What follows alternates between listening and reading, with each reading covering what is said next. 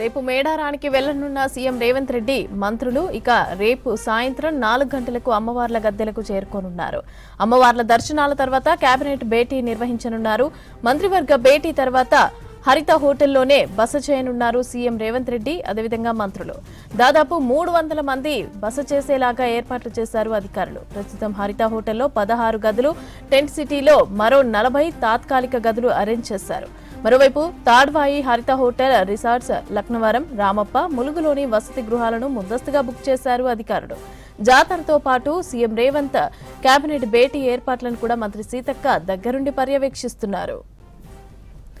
మరోవైపు మేడారం మహాజాతర కోసం ఆర్టీసీ ప్రత్యేక ఏర్పాట్లను చేస్తుంది. జాతర కోసం 4810 ట్రిప్పులను నడపనుంది.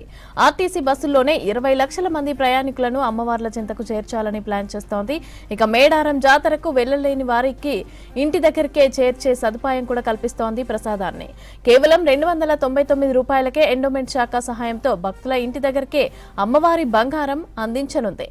ప్రసాదం ప్యాకెట్లతో అమ్మవార్ల ఫోటోలతో పాటు బెల్లం, పసుపు, కుంకుమ భక్తులకు ఇవ్వనుంది ఆర్టీసీ. ప్రసాదం కోసం ఆర్టీసీ లాజిస్టిక్స్ కౌంటర్లలో ప్రసాదాన్ని బుక్ చేసుకునే అవకాశం కల్పించింది.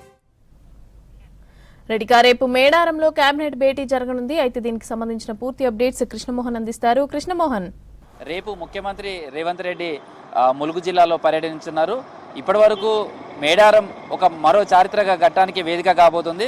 కేబినెట్ సమావేశాలంటేనే సెక్రటరియట్ గుర్తుకొస్తుంది. రాజధానిలో ఉండేటువంటి స్టేట్ హెడ్ క్వార్టర్లో మాత్రమే ఇప్పటివరకు కేబినెట్ సమావేశాలు జరుగుతాయి. రాష్ట్రానికి సంబంధించినటువంటి కీలకమైనటువంటి అంశాల నిర్ణయం మంత్రివర్గం తీసుకునేది కూడా అక్కడి నుంచి ఉంటుంది. కానీ తొలిసారిగా తెలంగాణ రాష్ట్రం ఏర్పడిన తర్వాత తొలిసారిగా రాజధాని వెలుపల ఈ కేబినెట్ సమావేశాన్ని ముఖ్యమంత్రి రేవంత్ రెడ్డి నేతృత్వంలో నిర్వహించబోతున్నారు. అది ఆ ఏజెన్సీ ఏజెన్సీలో ఉన్నటువంటి ఒక కుగ్రామమైనటువంటి మేడారంలో అందుకు వేదిక కానున్నది.